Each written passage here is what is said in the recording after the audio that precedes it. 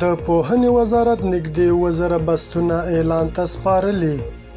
سلام ستړي مشئ، زموږ پښتو نیوز چینل ته ښه راغلئ.